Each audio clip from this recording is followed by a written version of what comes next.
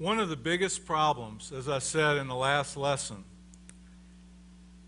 is that people specialize in taking one another's inventory. Right? The title of lesson 2 is taking your own inventory. But people specialize in taking their spouse's inventory, their child's inventory, their friend's inventory. I see it with couples all the time where they're more interested in spouse improvement than self-improvement. Every woman I know knows exactly what her husband needs to change. And every husband I know knows exactly what his spouse needs to change. We sit and listen to Love Your Wives as Christ Loved the Church, and the husband doesn't hear that, the wife does. And we sit and hear Respect Your Husband, Submit to Your Husband. The wife doesn't hear that, the husband does. What does it mean to take your own inventory? What does it mean to take inventory? What do you do when you take inventory? Well, you think of it in a store. What do you do when you're taking inventory? Any of y'all ever took inventory, had to take inventory? It's a pain. It's not fun. And what you do is you go through the shelves of the items and you look at what you have and what you don't have so that you know what you need, so that you know what to order. Right?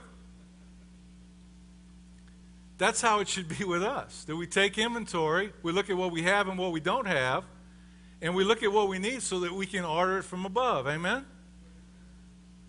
Look at what Jesus said in Matthew chapter 7, verse 1 through 5, which is where I got the whole idea of the title of this series, something you're familiar with. Matthew chapter 7, verse 1 through 5, he says, "Do not judge." The word actually also means condemn. Do not condemn, do not judge, or you will be judged, you will be condemned. For in the same way you judge others, you will be judged. Did you know that? Point the finger at me. Go ahead, point. Now look, you got 3 pointing back at you. Be careful when you go to cast the stone, because you should have 3 coming back at you, probably. Maybe not for the same offense that you're pointing at, but you've committed other offenses. Do not judge, or you too will be judged. For in the same way you judge others, you will be judged. And with the same measure you use, it will be measured to you.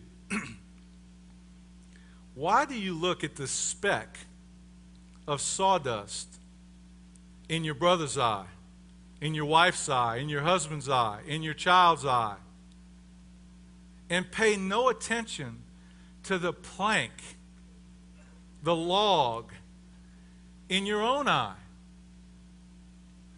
How can you say to your brother, your wife, your husband, your child, let me take the plank out of your eye, let me take the speck out of your eye, when all the time there is a plank in your own eye? You hypocrite, you actor, you poser, you pretender, you Pharisee. First, take the plank out of your own eye. Then you will be able to clearly see to remove the speck from your brother's eye. First, take the plank out of your own eye. Then you will be able to see clearly to remove the speck in your brother's eye. There's 2 things that we need to learn to do. What's the first one? Take the plank out of my own eye. But Dudley, I don't have any plank in my eye. Oh, really? Well, I have a little inventory for you to go through in a little while, just to help you assess what your planks are. But then, not only do I have to learn to take my own inventory, I do also need to be able to see clearly to remove a speck from my wife's eye or from my brother's eye. You ever think about that? He's not saying don't go try to take something out of someone else's eye, but remove the plank from your own eye first so that you will be able to see clearly to remove the speck in your brother's eye. Have you ever had a speck in your eye? Isn't it hard to kind of remove it yourself sometimes? Sometimes you can't see. If it's an eyelash or a piece of dust, I mean, you rub it, you turn your eyelid out, but it hurts.